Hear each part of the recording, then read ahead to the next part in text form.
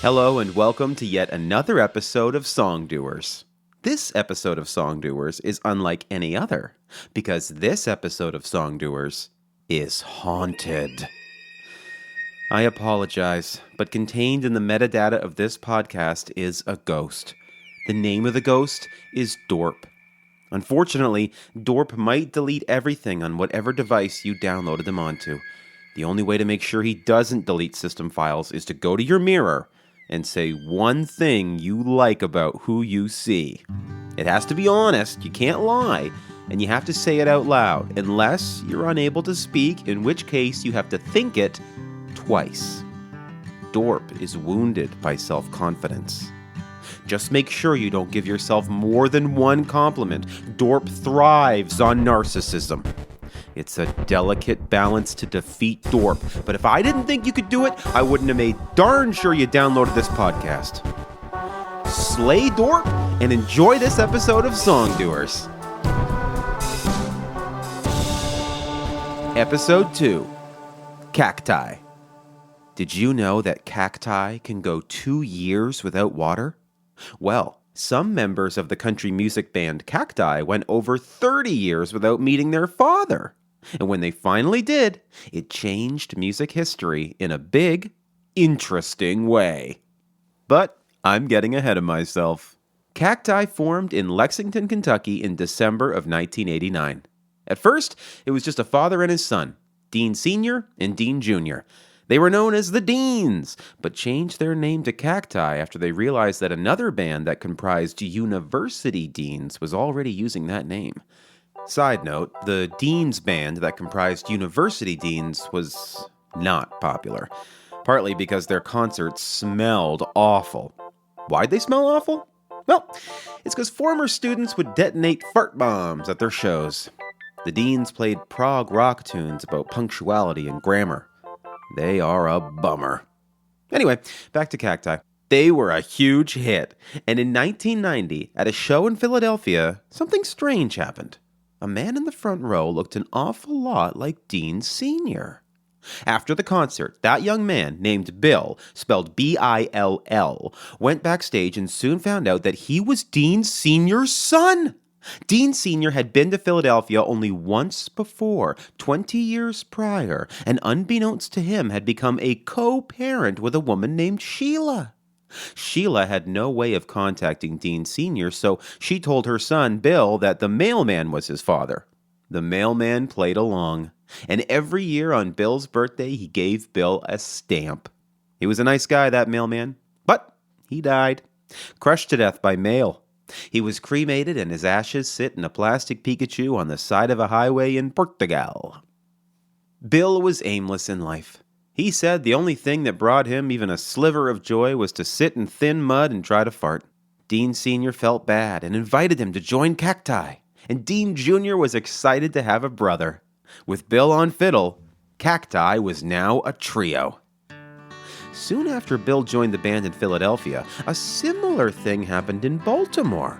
Another young man stood in the front row of their concert with an odd expression on his face. And after the concert, he met the band and found out that Dean Sr. was his father too. This young man was named Tim, and he also joined the band. He was assigned to the bass guitar, and Cacti was now a trio plus one.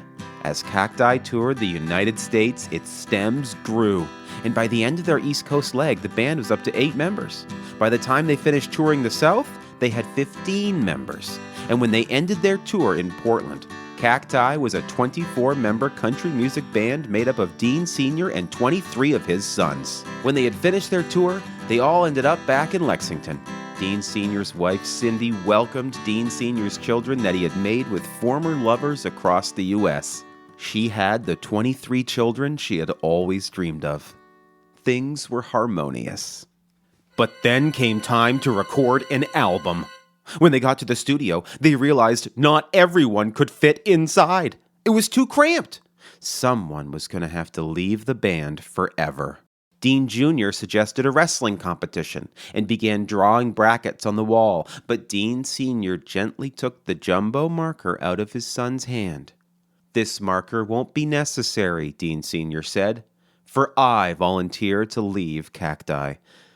All of his sons burst into tears, because Dean Sr. was a good dad and almost won National Dad of the Year, but the contest didn't exist and probably never will.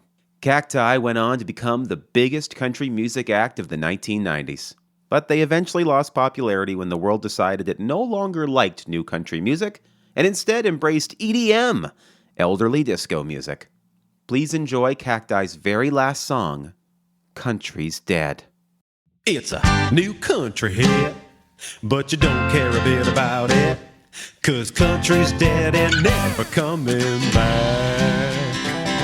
It's a new country tune, where the drums go boom, boom, boom, but country's gone and had a heart attack. They say it died in Indiana, they say it died alone, they say that country will not come home.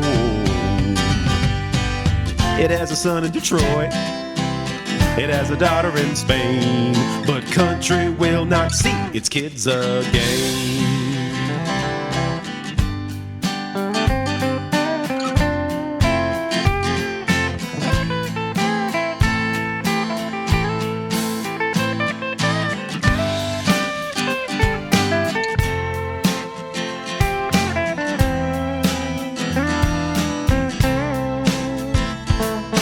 Country's dead and never coming back, unless it does. You know, we talk a lot about music on this podcast, but I want to take a short break from talking about something auditory and instead discuss something visual. And that visual thing is frowns. Frowns are all around us. They're on the buses we take to work. They're in our overcrowded classrooms. Heck, even prisons have frowns. And frowns bring people down. They remind us that the world is not perfect and something somewhere is rotten. But what if I were to tell you that you don't have to frown? That you could live your life, and even if you were screaming on the inside, you could still be smiling on the outside, so as not to bring down us chipper people who don't want to be all bummed out. Well, my cousin Bam Bam's got a brand new product called the Happy Maker Marker. It's a permanent marker that's non-toxic and safe for sad faces. You use it to draw a smile on your face like a clown, and then no matter what you do, you look like you were just told that you could cut ahead of someone in line. So the next time you're on the bus and you feel like you're going to be a mopey sad sack because a loved one has been diagnosed with something crummy-wummy, just take out Bam Bam's Happy Maker Marker, fix your face, and the bus won't have to make a stop in Wah-Wah Town. If you want to get in touch with me, email me at songdoers@gmail.com. Positive vibes only.